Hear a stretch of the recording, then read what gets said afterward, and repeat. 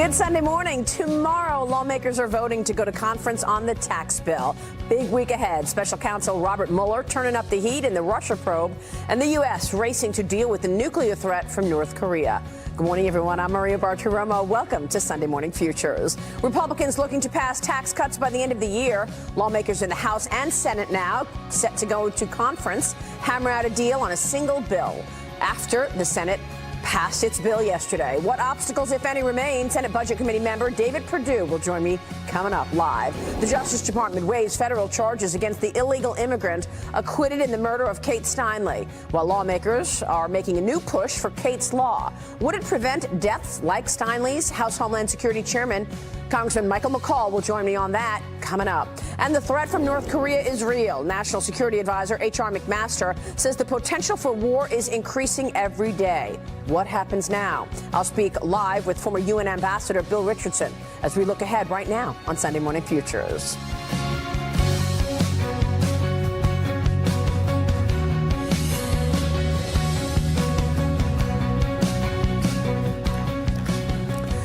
Well, the House is set to vote tomorrow at 6:30 p.m. Eastern to go to conference with the Senate to hammer out one deal on the GOP tax bill. After the Senate passed its version this weekend in the wee hours yesterday morning, now both chambers must agree on a single bill that goes to the president's desk for his signature. Let's bring in right now Georgia Senator David Perdue. He sits on the Senate Budget and Banking Committees. Senator, good to have you on the program. Thanks so much for joining us.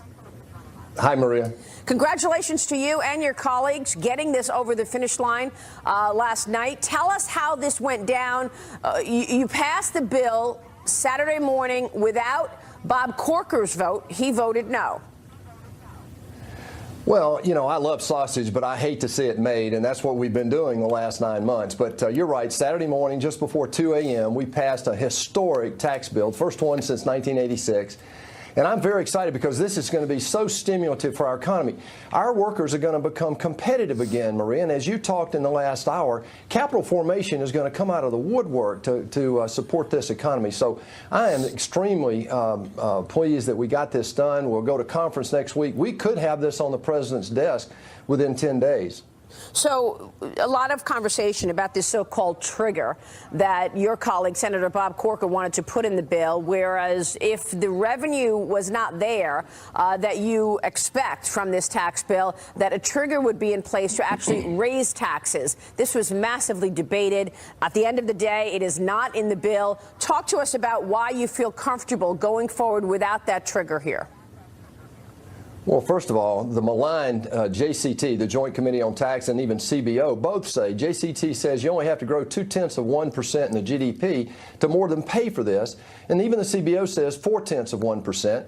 And look, what the president has been doing all year, job one, he said, was growing the economy, roll back regulations, as you've talked repeatedly on your show, go after energy, which we've done, and now reform the tax package. So what we've got is a situation where this economy is going to grow. I have full confidence as a business guy that's lived and worked around the world, Maria, this is going to be so stimulative. The rest of the world woke up Saturday morning and took a deep breath because they were so afraid we weren't going to do this. America is back in business globally, Maria.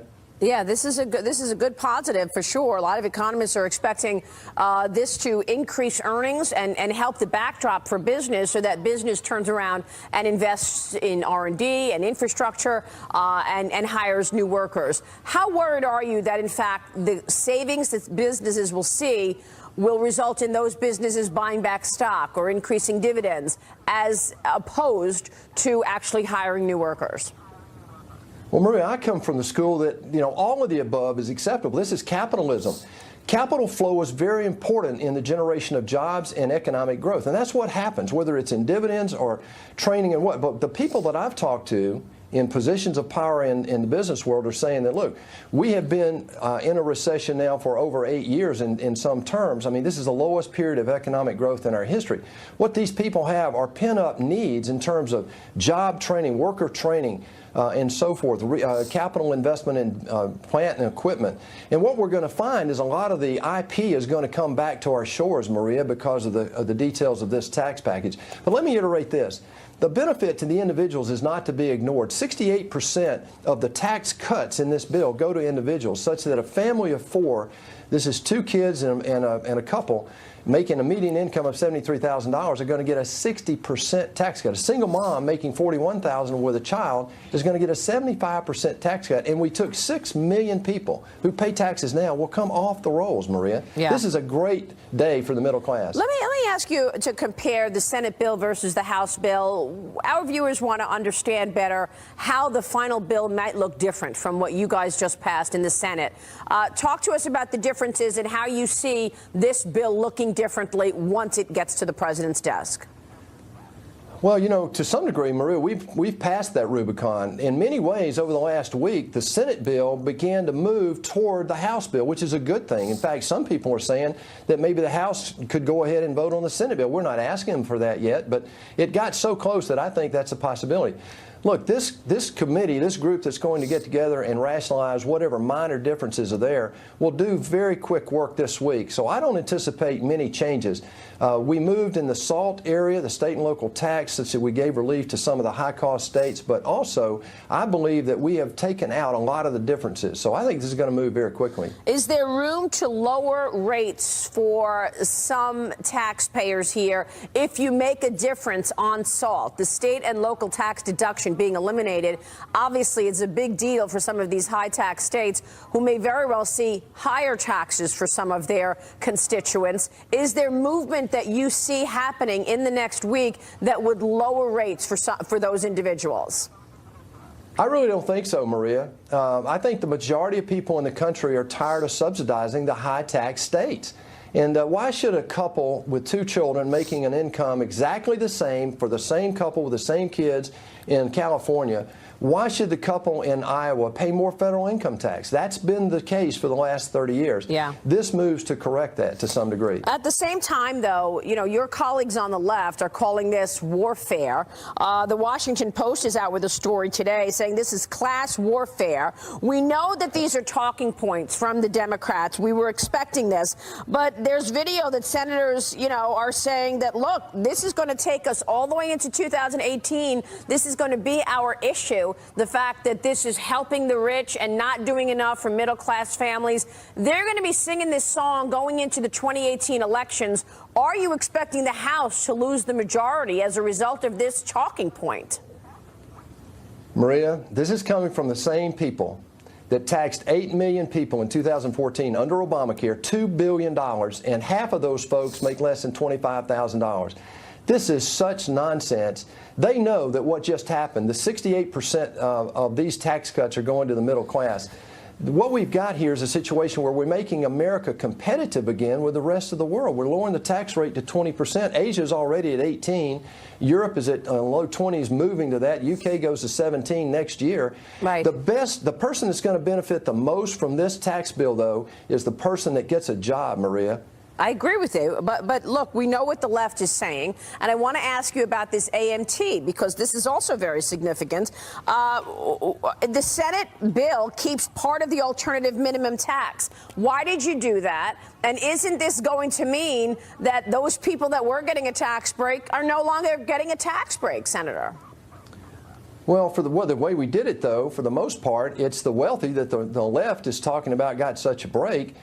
We put this back in there primarily to pay for an enrichment of cuts on the individual side. Just in the last 2 weeks, Maria, we took the cuts on the individual side. This is in the middle class now, from the median income and up.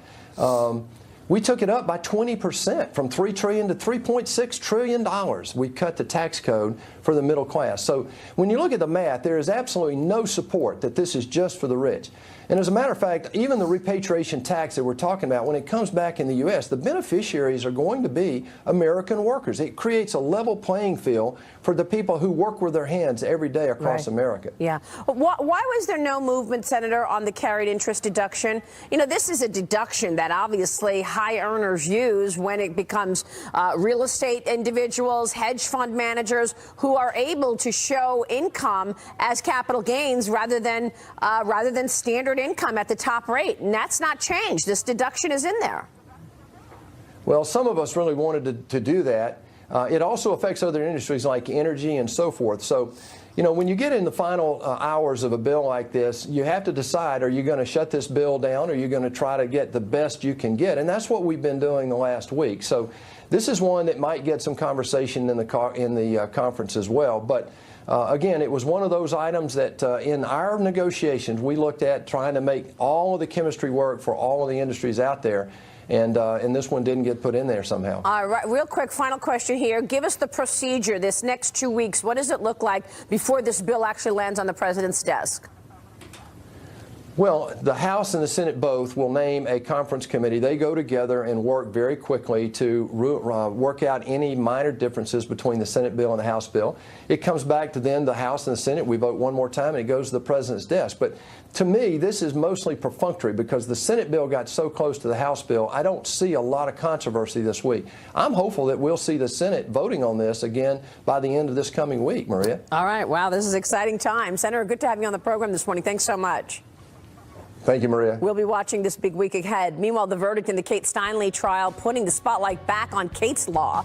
It passed in the House but stalled in the Senate. Could it prevent deaths like Steinle's in the future? I'll talk with House Homeland Security Chairman Mike McCall, one of the bill's strongest supporters.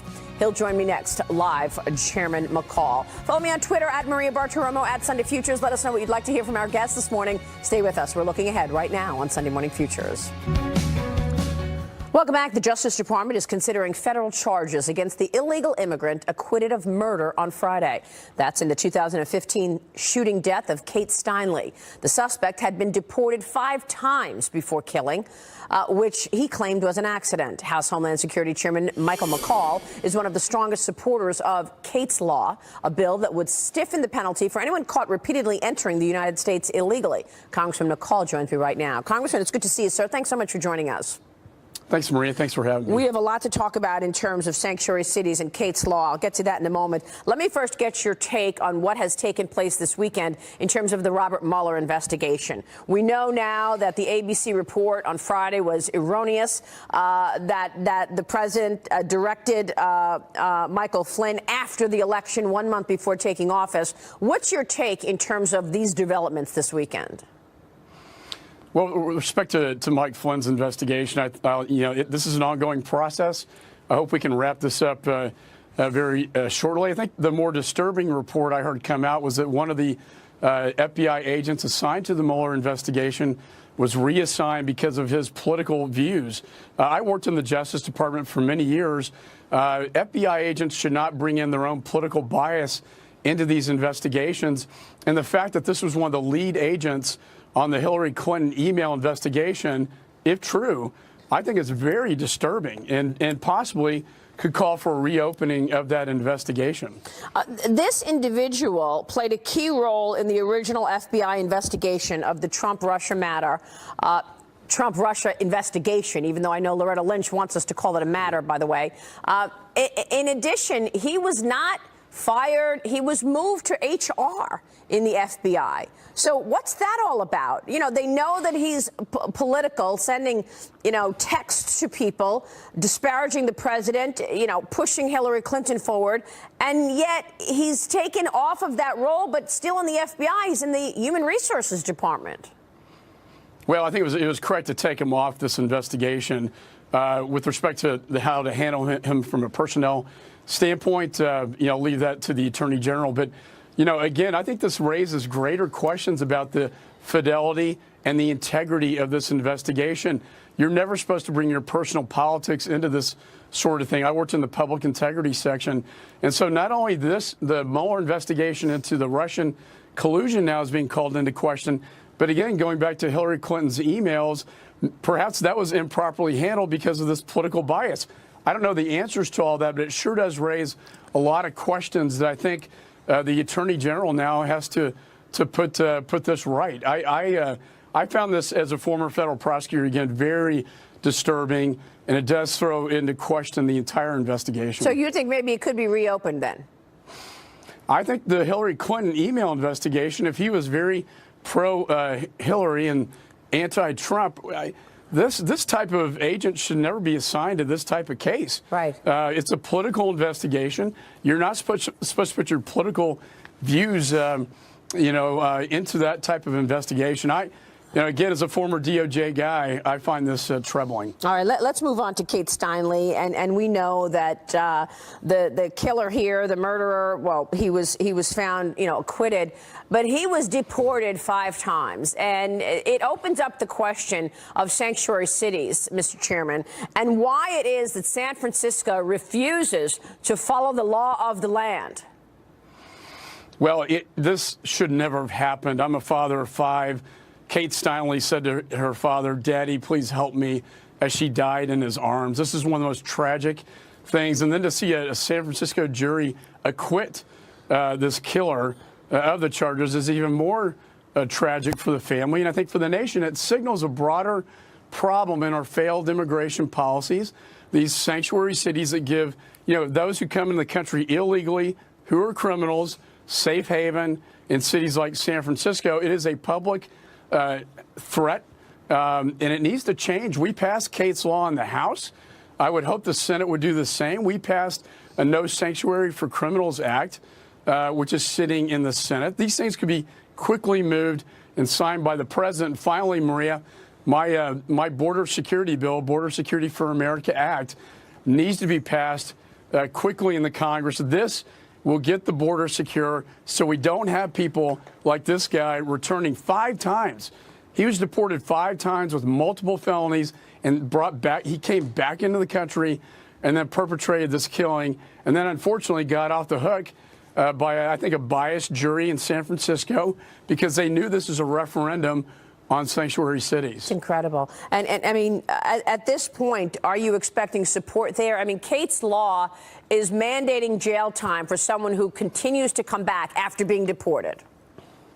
We need to get these killers, these criminal aliens off the streets to protect the American people and the safety of the American people.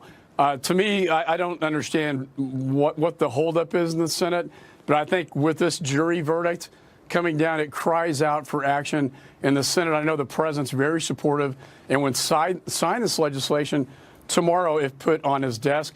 And it also cries out for why we need the border secure. We need the wall.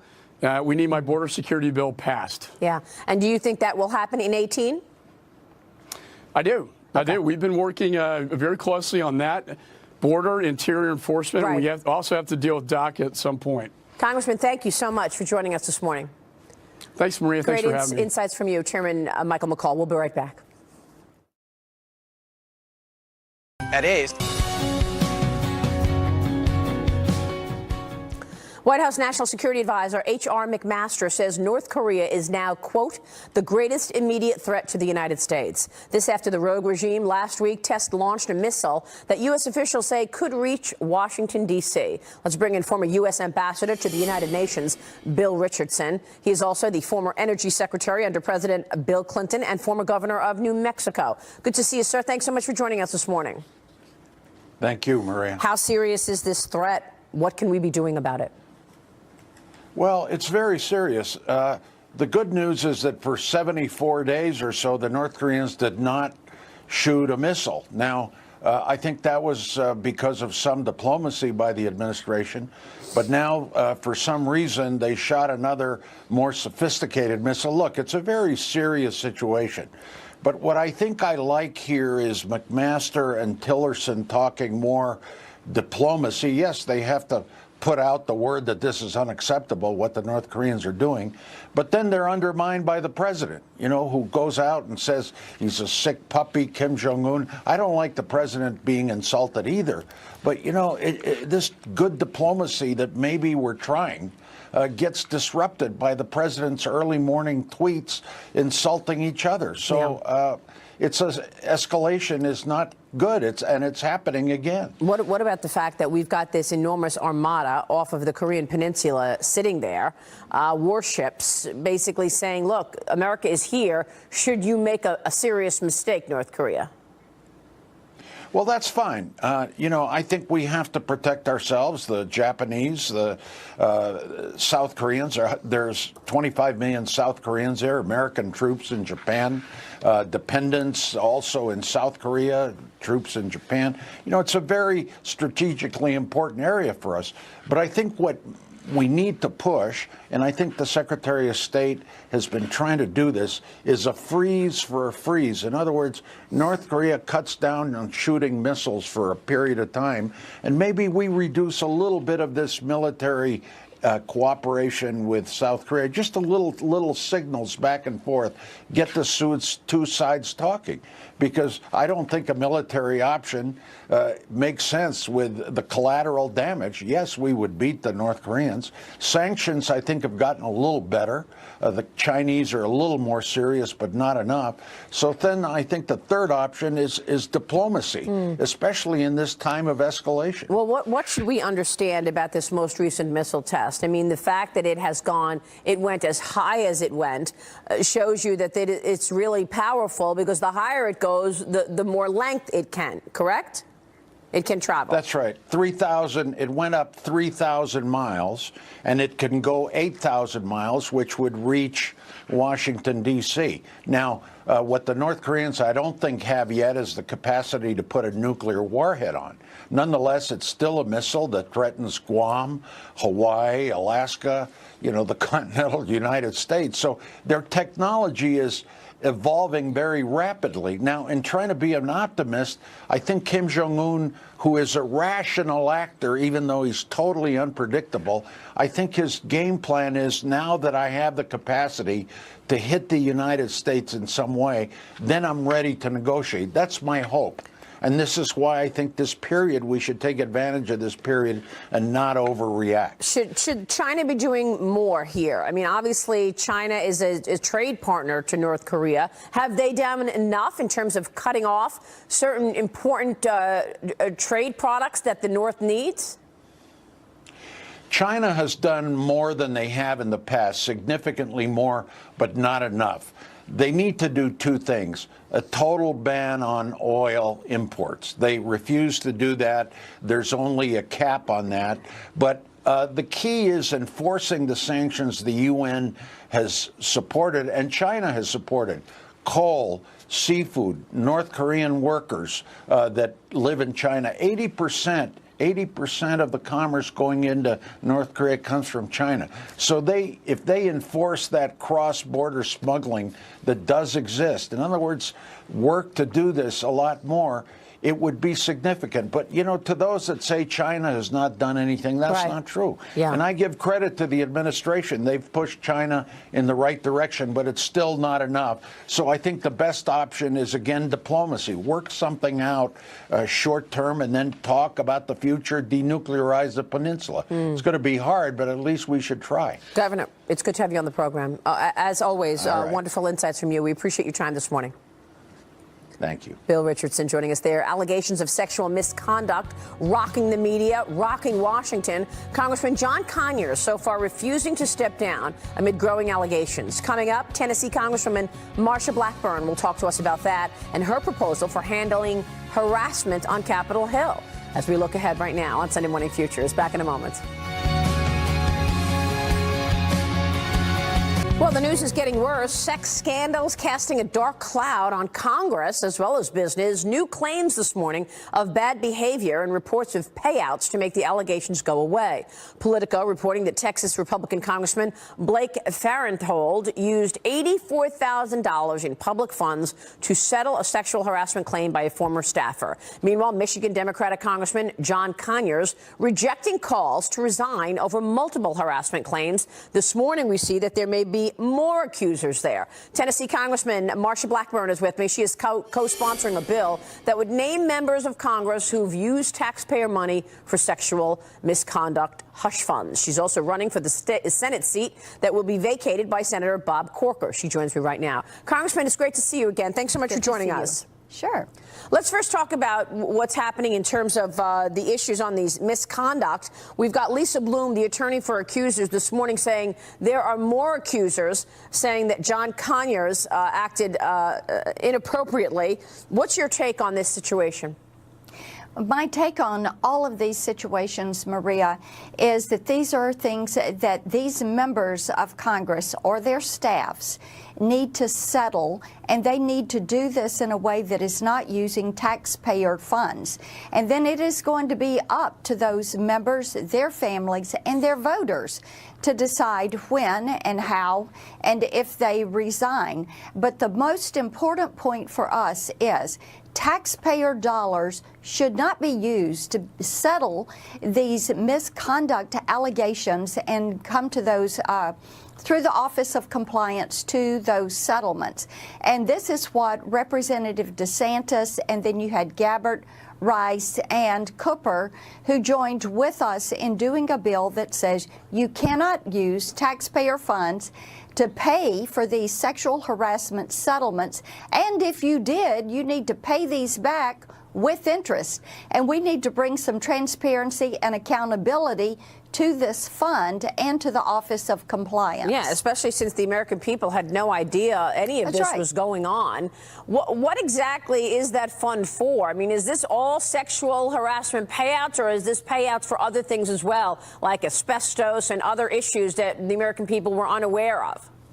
You're exactly right. The fund is used to pay many different types of settlements and claims. And it could be an American with Disabilities Act claim. It could be asbestos. It could be something dealing with Capitol Police or the architect of the Capitol. Our point is, when it comes to the hostile work environment and sexual harassment, that those claims should not be settled with taxpayer funds. That should be the responsibility of that individual. Because, Maria, we're talking about things that are happening within the work of your official duties as a member of Congress. But taxpayer dollars ought not to be used to settle those filings and complaints and those settlements. So how much of the fund has been paid out for sexual misconduct? We're not exactly sure, and I will tell you, Chairman Harper, who is chairman of the House Administration Committee, is really in behind this. He is doing a good job to get answers. We know that all total, since 1995, there have been 268 claims paid. We know the total is 17 million. How that breaks out with different types of complaints and settlements, we do not know. That's the information that we are hopeful to get. The chairman is working to get that for us, and working with him, you have those of us who are members who are trying to structure the manner in which this works, the way members are utilizing these funds, and to bring the accountability, transparency, and eliminate the hush fund that has been there, that has been utilized in some way, shape, and form. I want to get to your Senate seat run in a second, but let me ask you this. Do you think that there is a double standard when it comes to Congress in this situation? Because obviously there were, accusations against Matt Lauer. He's been fired. Charlie Rose, he's been fired. These companies in the private sector took, no tolerance, right? Zero room for error here. And yet you've got Al Franken hanging around. You've got John Conyers hanging around. They still have their jobs. So is there a double standard here when it comes to Washington?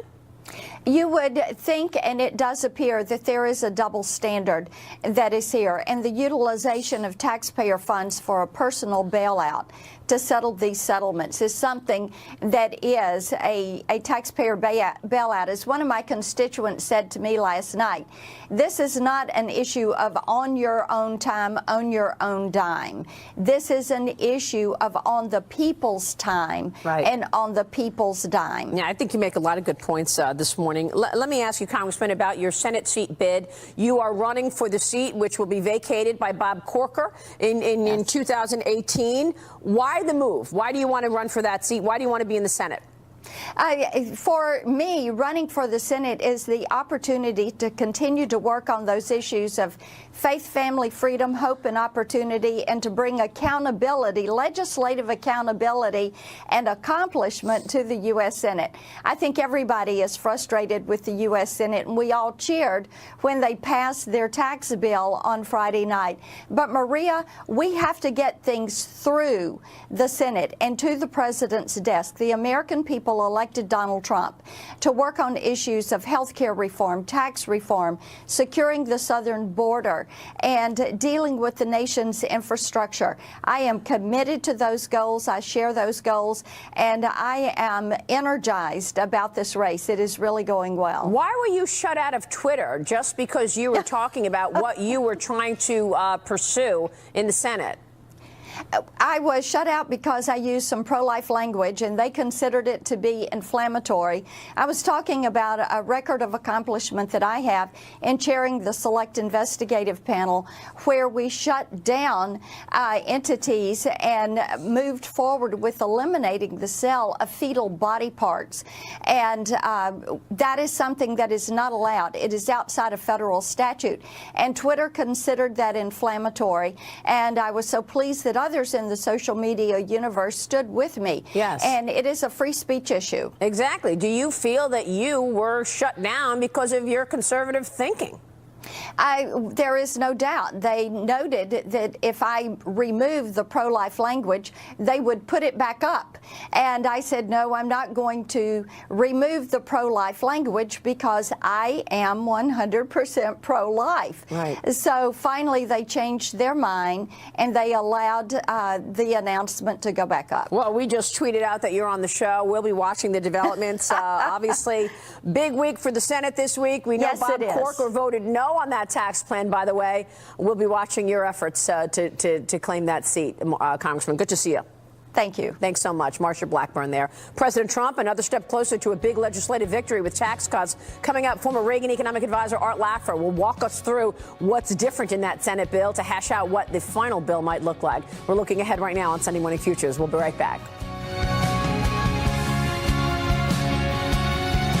Welcome back. Republican lawmakers hoping that they can iron out key differences between the House and Senate tax bills during conference beginning tomorrow night. Both chambers must agree on a unified tax bill before it can reach the president's desk for signage. Art Laffer is a former Reagan administration economic advisor. He joins me right now. Art, good to see you, sir. Thanks so much for joining us. Good to see you, Maria. Boy, what a good interview with Marsha Blackburn. Isn't she wonderful? She was terrific just there, yes. She's amazing. She'll be a great senator, let me tell you. It looks like she's got the front row seat here. She's the front runner so far. Art, let's go through this tax plan in terms of the Senate and the House. What strikes you as most important? How will it be different than what actually lands on the president's desk, hopefully in the next couple of weeks? Well, let me just tell you, there's one thing that bothers me a lot about it, Maria. Now, I love the bill, so don't get me wrong. I'm way, way plus on it.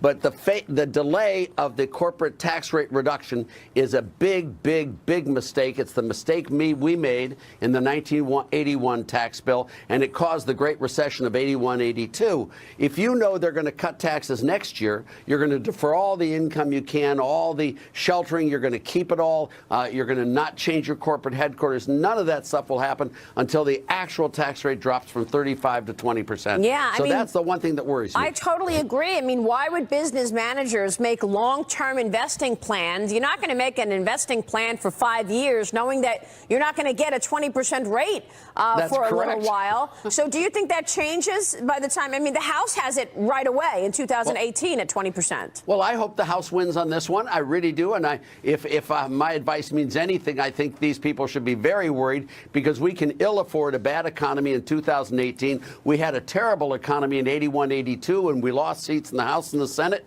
And, you know, it wasn't until January 1st, 1983, our tax cuts took effect. Then we got the boom of the century, and we won the presidency. But we had a very bad election in 1982, and I would hate to see the Republicans have that same thing happen in the next election in 18. Well, because, frankly, we should pick up a lot of seats in the Senate. If the House loses the majority in 2018, Nancy Pelosi becomes the new Speaker of the House, and you know what the first order of business is going to be, Art. Yes, I do. Impeach Donald Trump. I think that might be the case, and I mean, we've had enough of this type of politics. I was in the Nixon White House in 70 to 72, and I remember all the changes, all the stuff that occurs. You know, when you're under impeachment, when you're under threat, it doesn't make for a good government. Constant investigations. How do you get anything done with constant investigations? You don't. In the executive in the executive office. Let me ask you this. Well, same thing was true of Bill Clinton, by the way. It was really wrong of them to do the impeachment of Bill Clinton as well. They shouldn't have done that, and it's too bad.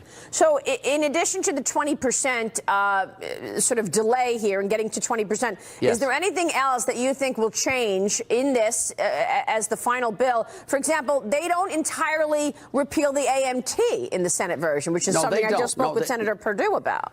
No, they don't repeal the AMT, and I would like them to repeal the AMT. I'm not as upset about the AMT as I am about if they got rid of them. Now, the Senate did something really great with the mandate. They got rid of the mandate. Now, that was really, really good, and I hope the House accepts that portion of the Senate bill. So, but how do you pay for all of this, Art? That's what the skeptics are saying. $1 trillion added to the debt.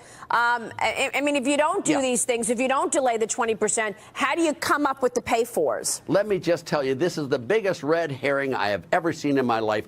Either one of those tax bills will pay for itself many times over.